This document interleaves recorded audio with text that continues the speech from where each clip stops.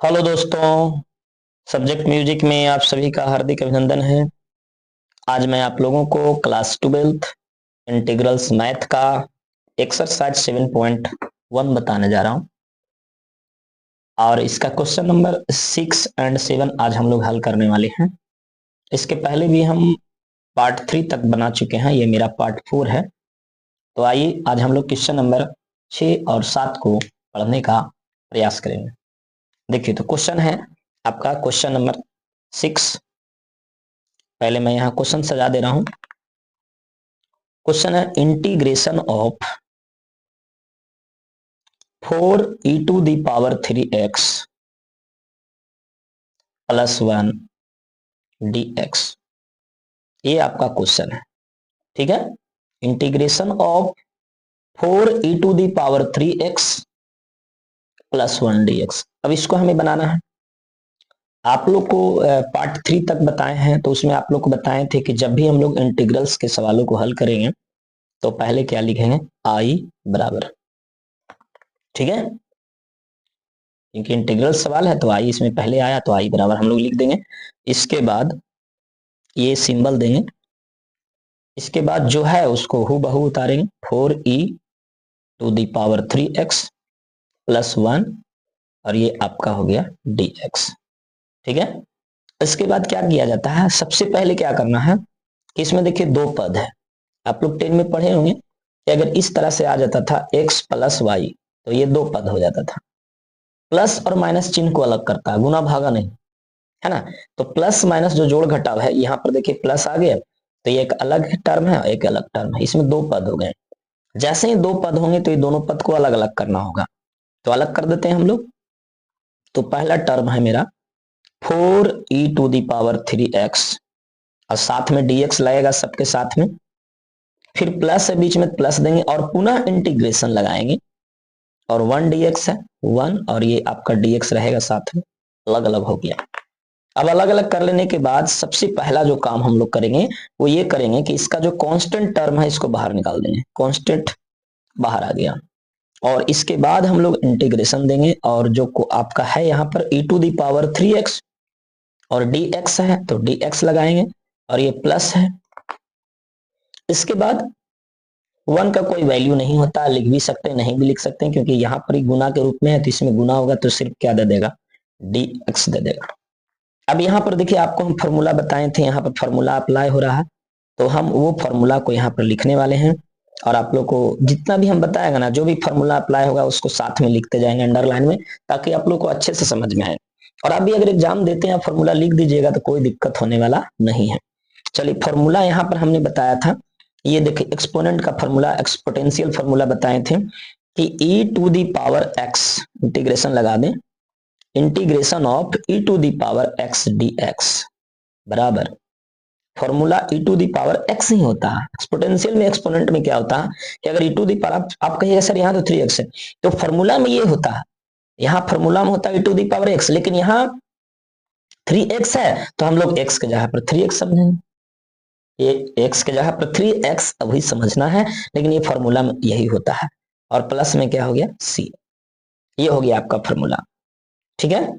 तो चलिए फॉर्मूला हम लोग लाए, एक और फॉर्मूला यहाँ पर आ रहा है, इसको भी हम लोग लिख लेते हैं यहाँ पर, ठीक है, ताकि और अच्छे से आप लोग को समझ में आए। ये फॉर्मूला को भी हम अंडरलाइन करके यहाँ पर लिख देते हैं, है ना। देखिए यहाँ पर क्या आ रहा है, जरा गौर करिए, integration of dx, integration of dx बराबर होता है x और प्लस में c सबके साथ लगता है ना। अब बराबर के नीचे हम लोग यहाँ पर बराबर दे दिए। इसके बाद क्या है आपका 4 है, उसको 4 लिखेंगे, ठीक ना। और e⁻, अब देखिए इंटीग्रेशन यहां से हटने वाला है। जैसे ही आपके पास इंटीग्रेशन के सवालों को हल करेंगे तो पहले 4 लिखें, है ना। इसके बाद गुना या इस तरह से दे सकते हैं, e⁻3x है, क्योंकि e⁻x dx बराबर e⁻x ही होता है, तो यहाँ पर e⁻3x dx था तो यहाँ हो जाएगा e⁻3x, तो लिखेंगे e⁻3x। और ये आपका कुछ भी नहीं है, ये पहले से ही इस तरह से है, इसको हम हटा दे रहे हैं, ठीक है, ये नहीं है। और एक बात और आप लोग को बताए थे कि जो भी कभी भी याद रखेंगे आप लोग कि अगर एक्स का कोफिशिएंट कुछ हो, कोफिशिएंट का मतलब गुणांक होता है, जैसे में एक्स के पहले देखिए यहाँ पर 3 है, एक्स के पहले यहाँ पर 3 है, तो अगर कोफिशिएंट हो तो कोफिशिएंट पहले हो जाता है, ठीक है। सॉरी, मतलब अगर एक्स का कोफिशिएंट हो तो ये बट्टा में हो जाता है, यानी ये भागा के रूप में आएगा नीचे। तो एक्स का कोफिशिएंट कितना है, 3 है ना, तो 3 जो है वो भागा के रूप में आएगा, भागा के रूप में यानी बट्टा के रूप में, ये यहाँ पर आ जाएगा 3, ठीक है। तो एक्स का कोफिशिएंट कितना था, ये भागा के रूप में आ गया, ठीक है। इसके बाद क्या है, यहाँ पर ये आपके इतना का हल हो गया। अब इसके बाद क्या था, प्लस इंटीग्रेशन ऑफ dx है, तो इसका फॉर्मूला डायरेक्टली x होता है, तो हम लोग x लिख देंगे, और ये प्लस में आपका c हो गया, है ना। लास्ट में देंगे, दोनों के बदले में दोनों में नहीं देंगे, एगो दे देंगे। और इसके बाद देखिए ये आपका क्या है, डिजिट है, और ये भी डिजिट है, ये बट्टा में है तो फ्रैक्शन के रूप में इसको बाहर पहले कर लेंगे, 4/3, ठीक है। फ्रैक्शन के रूप में कर लिए ये दोनों डिजिट को, और जो बचा उसको यहाँ पर बीच में लिखेंगे e⁻3x, और प्लस में ये क्या है, x है, और प्लस में क्या है, c है। ये आपका आंसर तैयार हो गया, बन गया आपका। ये क्वेश्चन नंबर 6 है, और हम आप लोग को बताए थे कि आज क्वेश्चन नंबर 6 और 7 बताएंगे, तो अब देखिए आप लोग को क्वेश्चन नंबर 7 बताने वाले हैं। चलिए आप क्वेश्चन नंबर 7 देखते हैं, 7 में क्या है वो हम लोग देखेंगे, ठीक है। तो आइए क्वेश्चन नंबर 7 को देखते हैं। तो ये क्वेश्चन नंबर 7 हम लिख दिए। क्वेश्चन नंबर 7 है इंटीग्रेशन ऑफ x² और इंटू 1 - 1/x² dx, इस तरह का क्वेश्चन है। बहुत ही आसान सा क्वेश्चन है, आइए आप लोग को हल करके बताते हैं। ये हो गया आई बराबर इंटीग्रेशन का सिंबल लगा देना है, जो क्वेश्चन है उसको सजा देना है, x² इंटू 1 - 1/x², और ये आपका हो गया dx। सबसे पहला काम करना क्या है, अगर कोष्ट यहाँ पर दिख जाए तो पहले गुना कर देना है। आइए गुना कर लेते हैं, x² में x गुना x² माइनस x² में इससे गुना करेंगे तो क्या होगा, देखिएगा ध्यान से, x² गुने 1/x² हो जाएगा, इसके साथ गुना होगा, और dx है तो dx लगा देंगे। अब ध्यान से देखिए, ये नीचे है ये ऊपर है, इसे काट देंगे, ठीक है। अब आपके पास क्या बच गया, इंटीग्रेशन ऑफ x² बच गया, और ये माइनस है, और यहाँ पर क्या बच गया 1, और ये dx है यहाँ पर, यही तो है ना। इसके बाद क्या करेंगे, आपको बताया गया था कि जैसे ही डबल पद आ जाए, देखिए डबल पद आ गया, माइनस बीच में है तो 2 पद है, 2 पद आ गया तो ये दोनों पदों को अलग अलग हम लोग कर लेंगे, ठीक है।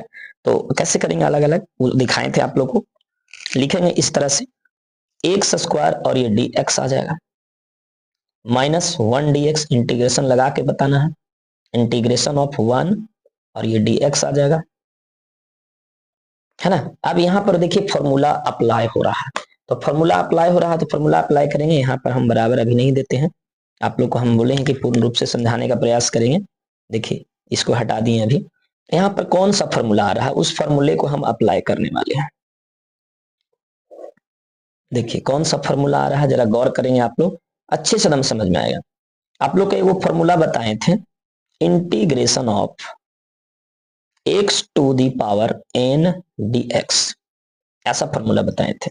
देखिए ये x ही तो है और यहाँ n है, n नंबर है, देखिए यहाँ 2 है, तो x⁻n dx, ये फॉर्मूला हम लोग यहाँ पर लगाने वाले हैं। तो इसका फॉर्मूला हमने क्या बताया था आप लोग को, पहले x है तो x लिख देना, n है तो n लिख देना है, और प्लस में क्या बताए थे 1, यानी x⁻n+1, और n+1 जो ऊपर आया है वो नीचे भी होगा, और प्लस में c होता था, ठीक है। तो ये इसका फॉर्मूला होता था। अब एक और फॉर्मूला अभी पीछे ही बताए हैं, है ना, ये फॉर्मूला बहुत आसान है ना, ये इसका फॉर्मूला हम पीछे भी लिखे हैं, और यहाँ आ गया तो दोबारा लिखेंगे, जितना बार आएगा हम उतना बार लिखेंगे। इंटीग्रेशन ऑफ dx बराबर क्या होता है, x और प्लस में c। अब इसके बराबर के नीचे हम लोग बराबर देंगे, और इसमें हम रखने वाले हैं, क्या होता है x⁻n+1, तो पहले हम लोग यहाँ पर अपॉन दे देंगे, और ये x हो गया, और पावर में है n+1, n आपका क्या था, x के पावर n, n आपका क्या था 2 था, 2+1, और नीचे भी वही काम करना है 2+1, क्योंकि नीचे भी n+1 होता है, माइनस इंटीग्रेशन ऑफ dx था, तो dx का फॉर्मूला क्या होता है, x होता है, और प्लस में c लगा देना है। इसके बाद क्या करना है, इसके बाद आपके पास आ गया है x टू दी पावर 2 और 1 कितना हो जाएगा 3, और नीचे भी हो जाएगा 2 1 3 माइनस एक्स प्लस सी। आप अब इसको सजा देंगे, यहाँ कुछ भी नहीं है, डिजिट के रूप में कुछ भी नहीं है, तो एक छिपा हुआ रहता तो एक देंगे, और बट्टा में आपके पास क्या है 3 है, और एक्स क्यू है, और ये माइनस एक्स है, और ये प्लस सी है। ये आपका आंसर तैयार हो गया। आप चाहें तो यहाँ पर भी छोड़ सकते हैं, है ना। तो आज आप लोग को हम ट्रिगोनोमेट्रिकल इंटीग्रल्स मैथ पर आधारित क्वेश्चन नंबर 6 और 7 बताने का प्रयास किए हैं, और ये पार्ट 4 था, जो कि क्वेश्चन नंबर 6 पहले ही बताएं, और ये 7 हो गया। तो आज भर बस इतना ही। धन्यवाद, गुड बाय।